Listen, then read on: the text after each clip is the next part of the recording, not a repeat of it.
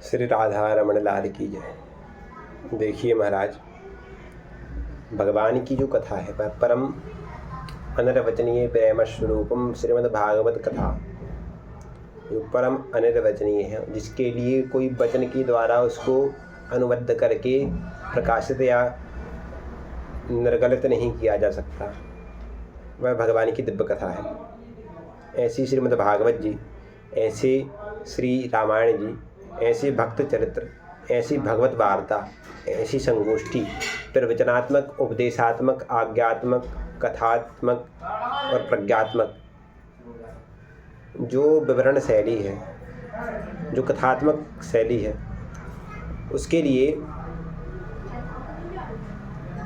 श्रवण करने से हमें क्या फ़ायदा है।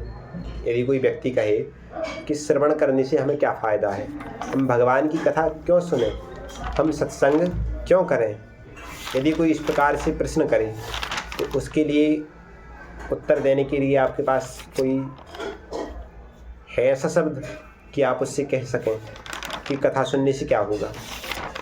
नहीं है। लेकिन गौड़ीय परिवेश में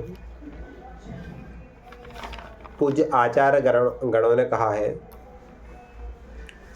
कि महाराज आप भगवान की कथा श्रवण कीजिए। श्रवण करने से क्या होगा? कथा श्रवण करने की 4 लाभ बताए गए हैं कि आप कथा सुनने से आपको 4 लाभ हो जाएंगे। पहला लाभ है जीव की वृत्ति तृष्णा रहित होगी। जहाँ रामतः काम नहीं और जहाँ कामतः राम नहीं। जहाँ पर काम है, जहाँ पर तृष्णा है, वहाँ पर कृष्ण कैसे हो सकता है महाराज? वहाँ पर कृष्ण कैसे हुए? तो पहली बात, तृष्णा रहित वृत्ति। तृष्णा का अर्थ है जगत की कामना,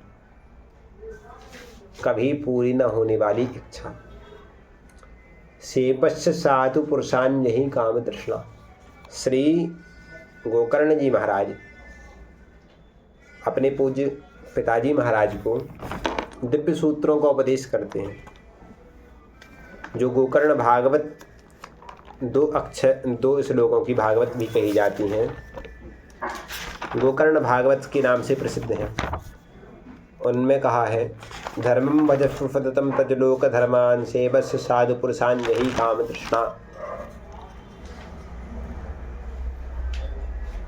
तो महाराज तृष्णा क्या है? जहाँ पर संसार की कामना ना हो, वही तो तृष्णा है। तृष्णा है प्यास। तृष्णा मूल प्यास का नाम है।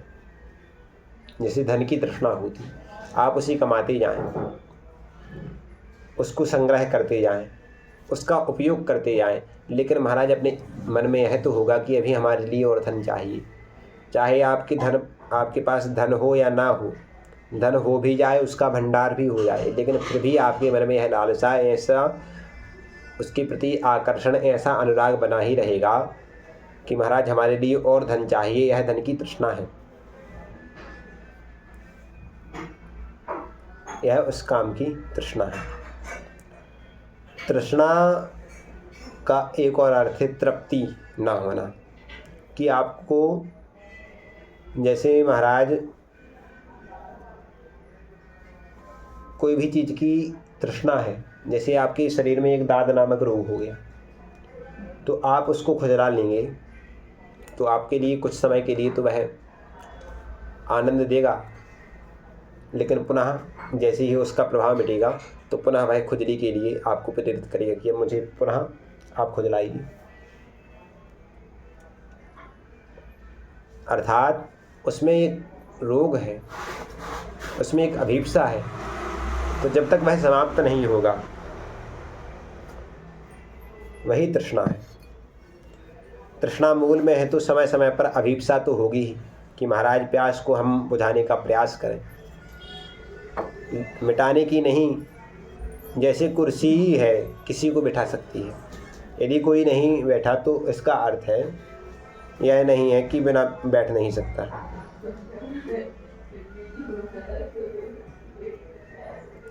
जब महाराज भक्ति में होते तो कामना की नहीं, तृष्णा की निवृत्ति होती है। कामना की स्वतः होने लगती है।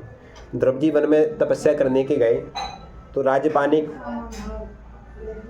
पाने को पर तप में भूल गए कि हमारे लिए महाराज राज्य चाहिए।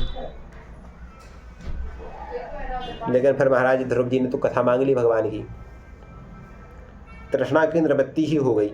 जब तृष्णा तेज हो तो संसार की कितनी भी वस्तु चाहिए अंदाज़ा खराब हो सकता है। जैसे भोजन में ज़्यादा रखवा दिया जाए प्लेट में, पर जब तृष्णा पूर्ति होगी तो बांटेंगे अपन, प्लेट से बांटते जाएंगे, तो मुझसे ये ले लो, ये ले लो, ये लो। जब तृष्णा रहेगी तो आप कहो अपनी पूरी थाली में सब सामान धर लें। लेकिन महाराज यदि तृष्णा की पूर्ति हो गई तो महाराज फिर आप बांटने लगोगे कि महाराज आप हमसे ये ले लीजिए, ये ले लीजिए। जो कामना पूर्ति करता है वह संसार भरता रहता है, पर जो तृष्णा पूर्ति करता रहता है वह संसार घटाता रहता है। अपने जीवन में एक्स्ट्रा हटाना ही तृष्णा की निवृत्ति करना है। तो महाराज कथा सुनने से आपकी जो तृष्णा है वह नष्ट होती जाएगी। पहला फायदा तो ये है। जैसे कि अब तृष्णा का दूसरा उदाहरण आपको दें कि तृष्णा क्या है। जैसे आपको तृष्णा है कि हमारे लिए चाय पीनी है, व्यक्ति को यदि चाय से तृष्णा हो जाए कि मुझे यह चाहिए ही है, तो जब यह मिल जाएगी एक बार तो आपको पुनः लगेगा कि हमारे लिए यह कल सुबह प्रातःकाल पुनः मिली। यह हमारी काम चाय के प्रति तृष्णा है। हम उसके लिए पुनः जब भी हमारे शरीर को हमारा गला सूंघेगा, हमारा मन नहीं लगेगा किसी भी कार्य में, हम थक जाएंगे, तो हमारे मन में यह अभिप्सा होगी कि महाराज हमारे लिए चाय मिल जाए, है ना। तो यह है तृष्णा। और यदि आप भगवान की कथा सुनेंगे तो आपकी जो संसार के प्रति तृष्णा है वह उसकी निवृत्ति हो जाएगी। हमारे लिए संसार की जो कामनाएं हैं, जगत की कामना ही तृष्णा है, उसकी निवृत्ति होने लगेगी। व्यक्ति की जो वृत्ति है, दो प्रकार की वृत्ति है, एक है भोग वृत्ति, एक है अध्यात्म वृत्ति।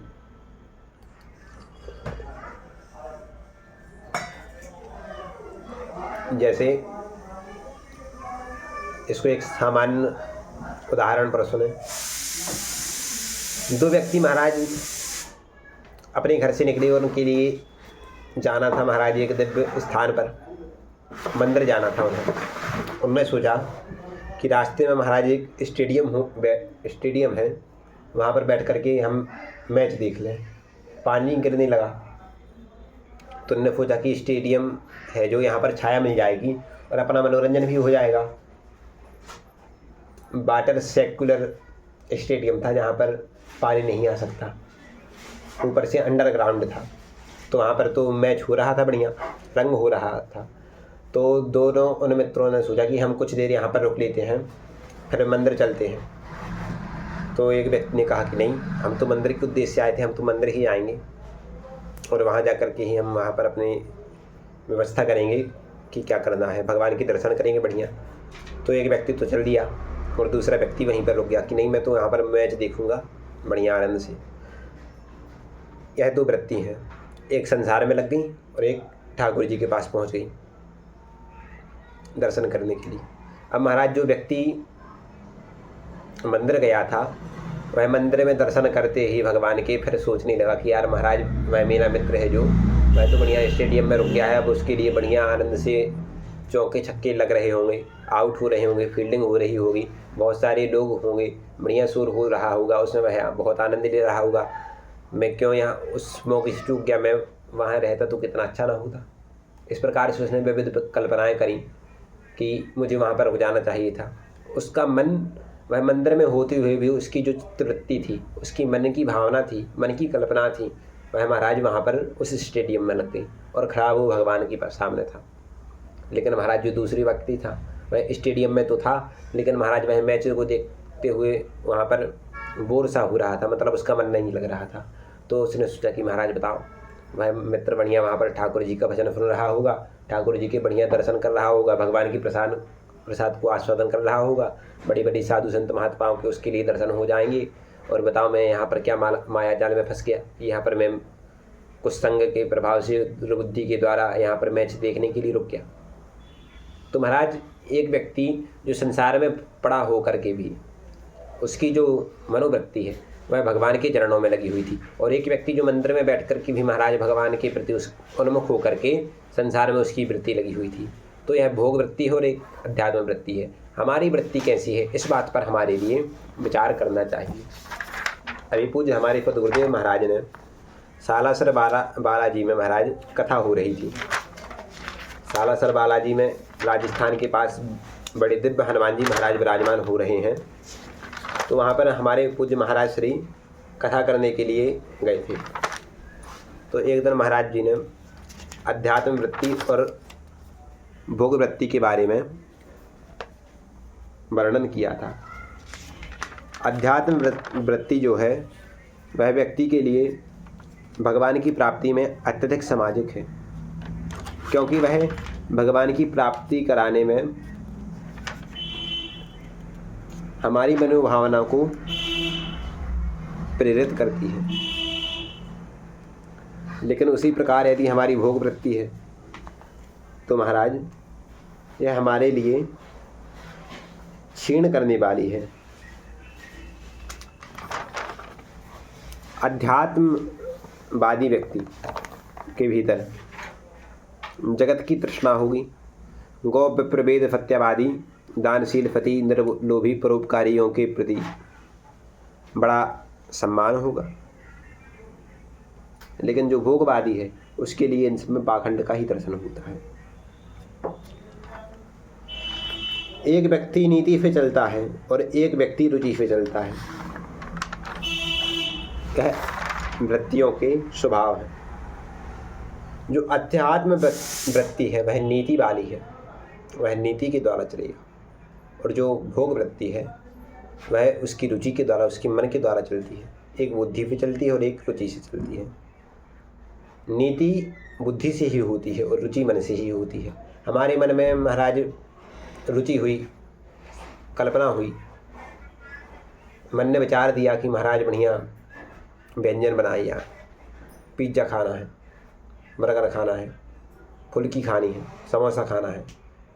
तो यह मन के उत्पन्न होने वाले संकल्पों के द्वारा महाराज पता चला कि यह भोग वृत्ति है, यह रुचि के द्वारा प्रदान करने वाले संकल्प है।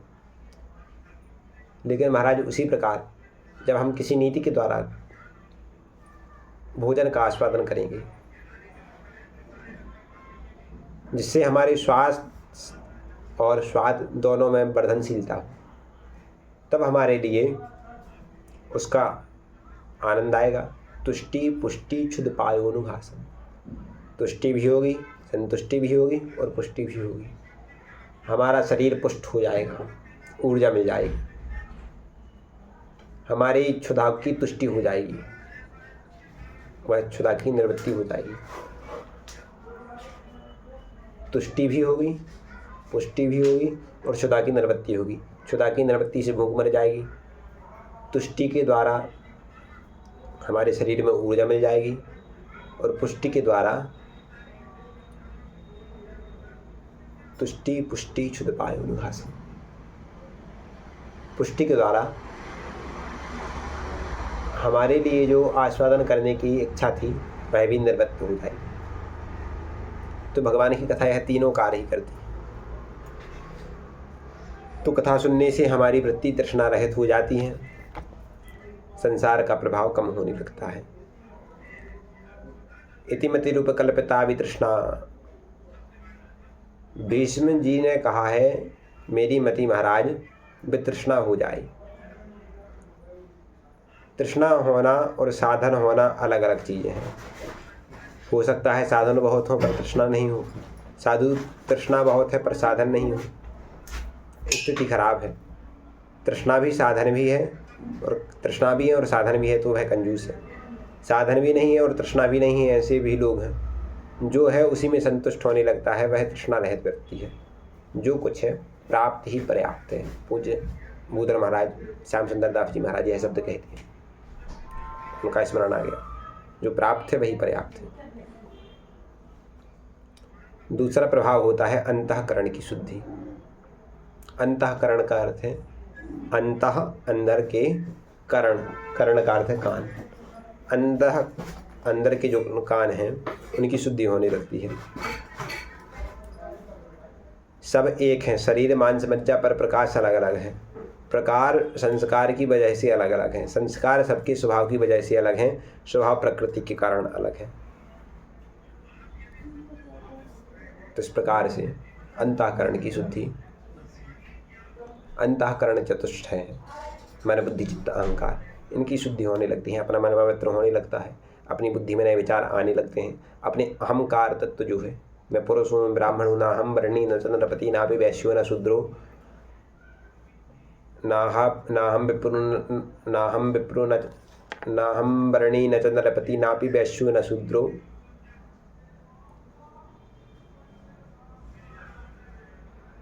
ना हम वर्णी न चंद्रपति ना भी विप्रो न शूद्रो, ना हम वर्णी न चंद्रपति ना भी वैश्यो न शूद्रो, गोपर भरतुरपत कमलियोर दास दासानुदासा। इस प्रकार से चेतन चरितामृत नामक एक ग्रंथ है, उसमें पूज्य महाप्रभु ने कहा है कि मैं तो गोपियों के चरणों का दासों का दास हूँ।